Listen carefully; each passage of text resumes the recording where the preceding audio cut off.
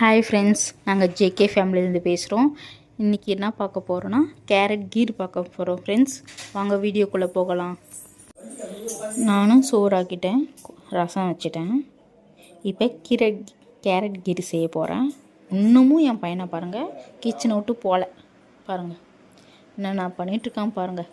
உருண்டு பிறண்டு இங்கே போகிறது அங்கே போகிறது அங்கே வர்றதுன்னு அவன் அட்டகாசம் ஒன்றும் தாங்கலை. அவன் பாட்டும் சுற்றிட்டுருக்கான். நாங்களும் போடா போடான்னு சொல்லியாச்சு, அழுகுறான். நாங்களும் விட்டாச்சு. சரி, நான் போய் நம்ம ரெசிபி செய்வோன்ட்டு நானும் வந்துட்டேன். சரி வாங்க போய் பார்க்கலாம். கேரட் கீரை செய்யலான்னு கேரட் எடுக்கிறதுக்கு ஃப்ரிட்ஜு திறந்தோடனே என்ன பண்ணேன், பையன் வந்துட்டான். வந்துட்டு அந்த வெயில் அடிக்கிறனால அங்கே சில்லுன்னு இருக்கிறனால அங்கேயே நிற்கணும்னு ஆசைப்பட்றான். அதுக்குள்ளே என்ன இருக்குன்னா வாட்டர் மெலன் இருக்குது. அது வேணும் ஒரே அடம், அழுந்துக்கிட்டே இருக்கான். எதனா ஒன்று எடுத்துகிட்டு இது பண்ணிகிட்டு இருக்கான். நீங்கள் வேணால் பாருங்கள், இப்போ எடுத்து கொடுக்குறோம் பாருங்கள். அது எடுத்து வேணுன்றான், கொடுத்தா சாப்பிட்றான் பாருங்கள். இப்போ அமைதியாயிட்டான். இதுதான் எப்போவுமே இப்படி தான் பண்ணிகிட்ருக்கான்ப்பா. கேரட் கீர் ஸ்டார்ட் பண்ண போகிறோம்.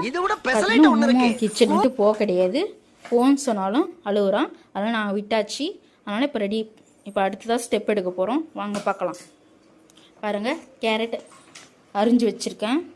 அதை எடுத்து இப்போ கழுவியாச்சு.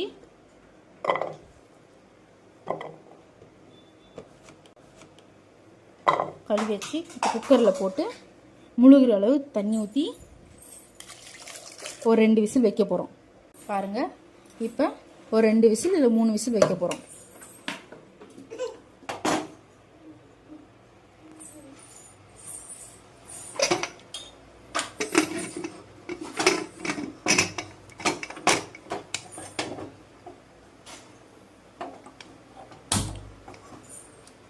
குக்கர் வச்சாச்சு. இப்போ குக்கர் விசில் விட்டு இறக்கியாச்சு. இப்போ ஓப்பன் பண்ணி பார்ப்போம்.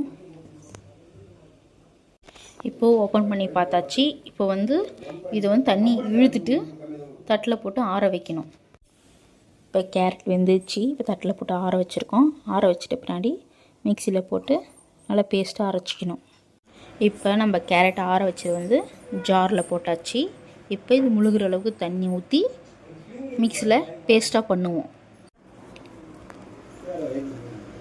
இப்போ நான் அரைச்சி வச்சாச்சு ஒரு பேஸ்ட் மாதிரி. இந்த பேஸ்ட் அளவுக்கு இருக்கணும்.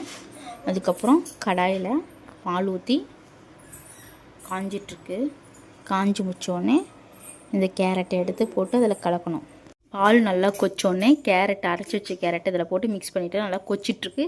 இப்போ சர்க்கரை எடுத்து கொட்டி கலரணும். பாருங்கள், கொச்சிட்ருக்கு. இப்போ சர்க்கரை போட போகிறோம். உங்களுக்கு ஏற்ற மாதிரி போட்டுவிட்டு நல்லா கலரி விடுங்க.